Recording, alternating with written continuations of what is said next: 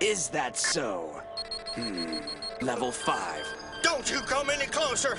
Look, I'll use this thing! One thing that has become abundantly clear over the years is that the Dragon Ball community doesn't quite have a full grasp on how insanical a Super Saiyan multiplier actually is. And yes, I made up the word insanical. So, in today's video, we are going to use a character that is the absolute epitome of Dragon Ball meme lords. And that, my friends, is the farmer with a shotgun.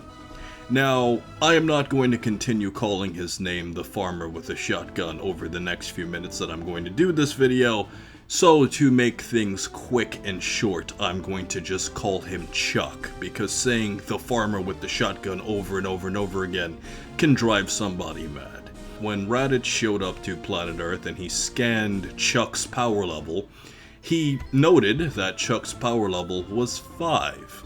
Now, what does this tell us? Well, if we use a 50 times multiplier, just using it to illustrate how insane a completely normal human can be comparable to characters that are super powered, let's use Chuck as an example. So if Chuck was able to theoretically power up into a Super Saiyan or got a 50 times multiplier, Chuck would be equal to Tien at the beginning of Dragon Ball Z. And we can verify this directly because of the fact that when Bulma finally fixed the scouter and she used it for the first time, she used the scouter to detect a power level that was far away and noted that it was 250. Now this isn't just Tien.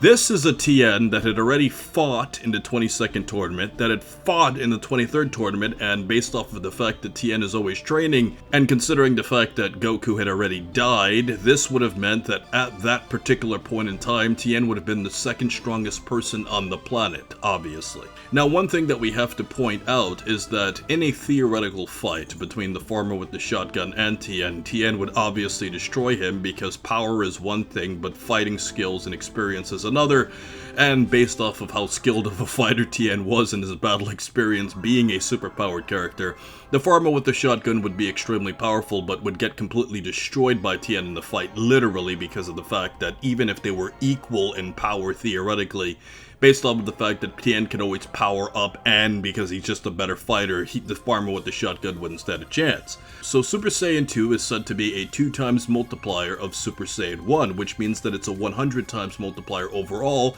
which means the farmer with a shotgun who would have a power level of 5 would go up to 500 by simply turning into a Super Saiyan 2. Now, a power level of 500 in Dragon Ball would mean that he would be stronger than Goku and Piccolo before powering up extremely powerful attacks in their battle against Raditz because they were both in the 400s. So, just using that multiplier just shows you how insanely powerful a normal human can get to becoming comparable to Goku and Piccolo. And last but not least, we also have Super Saiyan 3, which is a 4 times multiplier of Super Saiyan 2, which ultimately means that this is a 400 times multiplier overall.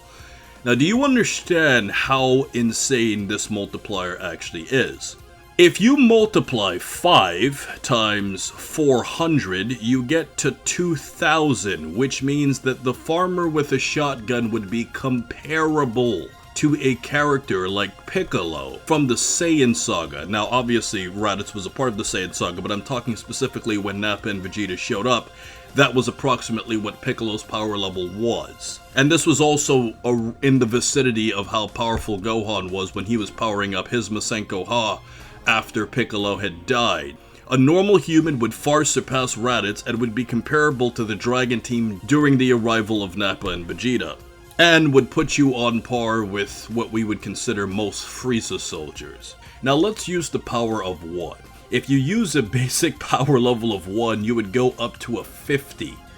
And if you use the Super Saiyan 3 multiplier, you would have a power level of about 400. So if you had a power level of 1 with a Super Saiyan 3 multiplier, you would be around as strong as Goku and Piccolo when they fought against Raditz. Do you understand how insane this actually is? Like, do you really understand and grasp how insane this is? Now, if we use the power of 1 and use just the Super Saiyan 2 multiplier, this would mean that you would have a power level that is only 39 points lower than what Master Roshi was. Now, understand that you wouldn't be stronger than Roshi, but you have to consider the fact that even though Roshi wasn't powered up when Bulma scanned him, you have to consider an insane point. This is a Master Roshi that is centuries old and is the Turtle Hermit Master and was at one point the strongest man in the world. And you would only be 39 points below him. Just to tell you how insane that multiplier actually is. Now, we also have to go into what I wanted to go into, which is a lot of fun.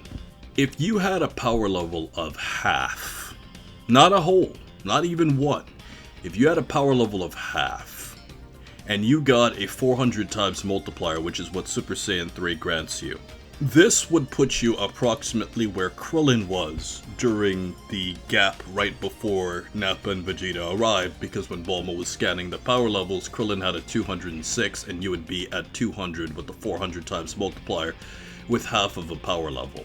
So, using that as an interpretation, having a Super Saiyan multiplier in theoretical practice grants so much ridiculous changes that somebody who's normal could literally fight against people who are seasoned fighters. Now, I wanted to close this video out by talking about one thing that I've discussed in a previous video about Goku Jr. and Vegeta Jr. and saying that even though they were Super Saiyans at a very young age, looking at who they were in Dragon Ball GT, it actually wasn't very impressive, because when you consider the fact that Goku Jr. had to transform into a Super Saiyan to fight enemies that we can perceive would have been enemies that Kid Goku could have defeated, that means that Kid Goku in his base form has to be comparable, if not stronger, at certain points. Obviously, if you're talking about Kid Goku who had fought against King Piccolo, then clearly that's a completely different case. But you could say even the initial Kid Goku at the beginning of Dragon Ball, in his base form, is stronger than what Goku Jr. was, because Kid Goku could have defeated enemies like this without all the training that he received with Master Roshi and forward. Just with what Grandpa Gohan taught him, Goku was already pretty strong and could take bullets from Bulma. So just imagine what Kid Goku could have done if he had a Super Saiyan multiplier at that age. If Goku just had a power level of 50, just 50, if he had a Super Saiyan multiplier, that would put him at about 2500. He would be comparable to Piccolo in the Saiyan arc, which means that every character in Dragon Ball would be dusted and Raditz would have gotten destroyed.